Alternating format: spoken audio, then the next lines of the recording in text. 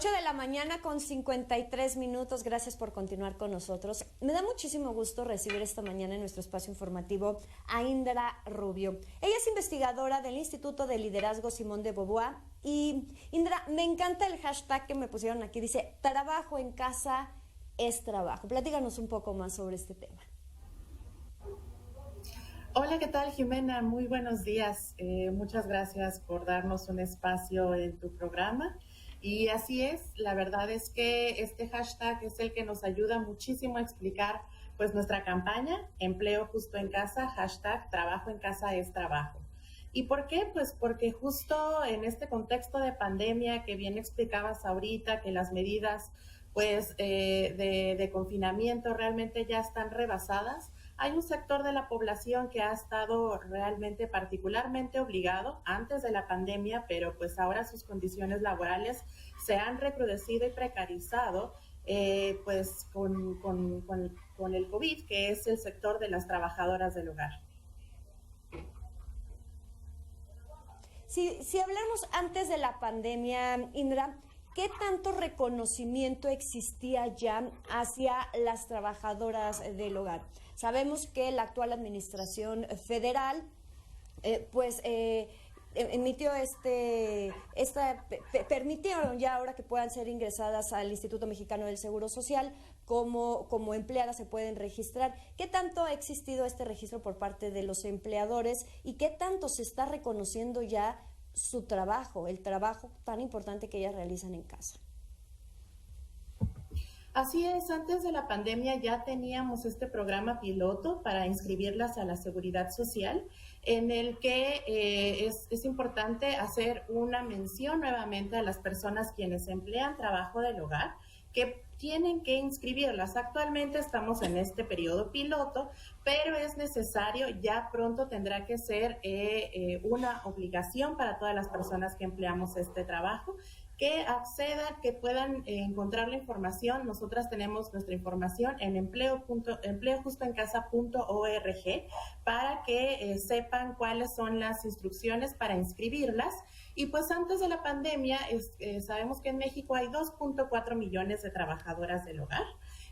Inscritas actualmente estamos apenas en 27,000. Esto quiere decir que apenas vamos un poquito más allá del 1%. Y esto no nos está garantizando que las trabajadoras del hogar puedan contar con la suficiente protección en caso, por ejemplo, de que ellas se puedan enfermar.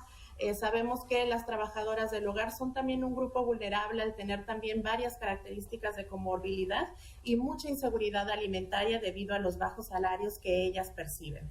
Entonces, esta campaña desde el Instituto de Liderazgo Simón de Beauvoir es un llamado a las personas empleadoras a entender que sabemos muy bien que la pandemia nos ha pegado gravemente a todas y a todos, pero los sectores laborales que no cuentan con prestaciones, que no cuentan con un contrato que pueda formalizar su relación laboral, les afecta muchísimo más. Sabemos que hay empleadores que en esta pandemia decidieron, en grandes comillas, descansarlas sin que puedan tener acceso a un salario y mucho menos a acceso a la salud en caso de que de que tengan algún caso de COVID, ¿no? Y también hacer un llamado, ya estamos cerca de la temporada decembrina, que el aguinaldo es un derecho para todas y todos los trabajadores y tienen que darse en efectivo y antes del 20 de diciembre. Justamente, Indra, iba a ese tema. Cuando llega la pandemia tenemos dos escenarios para las trabajadoras del hogar. Por un lado, tú lo dijiste de una manera más amable, las descansan. Yo te iba a decir, en algunos los despidieron por el tema del aislamiento, del confinamiento, de quedarse solo la familia en casa y prescindieron de sus servicios. Por otro, permanecen en casa con la familia. ¿Se garantizó también cuidarlas a ellas, salvaguardar su salud, protegerlas de la pandemia? En muchos de los casos, no. Es decir, la primera conversación que tuvo que haber existido entre las trabajadoras y las personas empleadoras es poder conciliar cuáles son las condiciones en las que van a poder seguir trabajando o no. Es decir, si tienen si son mayores de 60 años, si tienen algún tipo de diabetes o hipertensión, tuvo que haber habido una conversación inicial de saber cuáles iban a ser la relación laboral y que puedan seguir percibiendo su salario. Esto lo formaliza un contrato. También un llamado que si las personas empleadoras no saben o si les parece muy complicado saber cómo hacer un contrato, vayan por favor a nuestra página empleojustoencasa.org.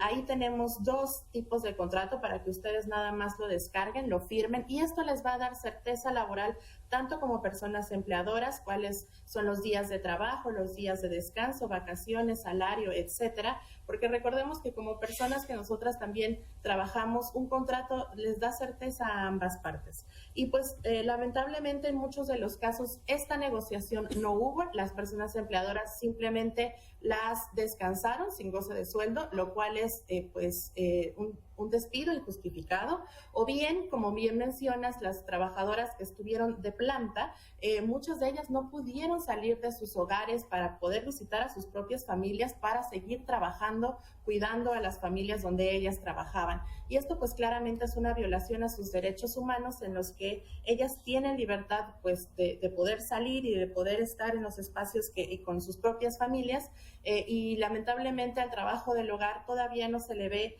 como un trabajo que demanda responsabilidades y que demanda derechos. Y es por eso pues la campaña para hacer un llamado a todas las personas empleadoras que en este contexto el trabajo del hogar es esencial para las actividades que ahora tenemos, ¿no? En casa trabajamos, los que podemos trabajar ahora a distancia, y quienes tienen niños o niñas que ya están cerradas las escuelas, estas actividades de limpieza, de comida, de cuidado de personas enfermas, al final siempre lo realizan las trabajadoras del hogar y es un trabajo que debe ser justamente remunerado y también atender las necesidades que ellas mismas tienen para poder realizar sus actividades. Indra, en el tema del trabajo en el hogar, del reconocimiento al trabajo en el hogar, de la seguridad social para las trabajadoras del hogar, sin duda, por lo que nos platicas y por lo que sabemos en México, nos falta todavía mucho trecho por delante. ¿Hacia dónde vamos? ¿Hay algún país, por ejemplo, donde existan las garantías laborales, donde exista la seguridad social, donde sea reconocido como lo que es un trabajo? Sí, claro que sí. Realmente en México hemos tenido pasos agigantados en el reconocimiento de sus derechos. Ya tenemos la Ley Federal del Trabajo reformada, en la que recordemos que anteriormente tenía un capítulo plenamente discriminatorio en el que no se reconocía que la labor de trabajo del hogar tiene los mismos derechos que el resto de las trabajadores y trabajadoras. Tenemos ya modificada también la ley del Seguro Social en el que se estipula la creación de este programa piloto para su posterior obligatoriedad. Y recientemente el gobierno mexicano ha ratificado y entregado el convenio 189 de la OIT en el que se reflejan todos los derechos de este sector laboral.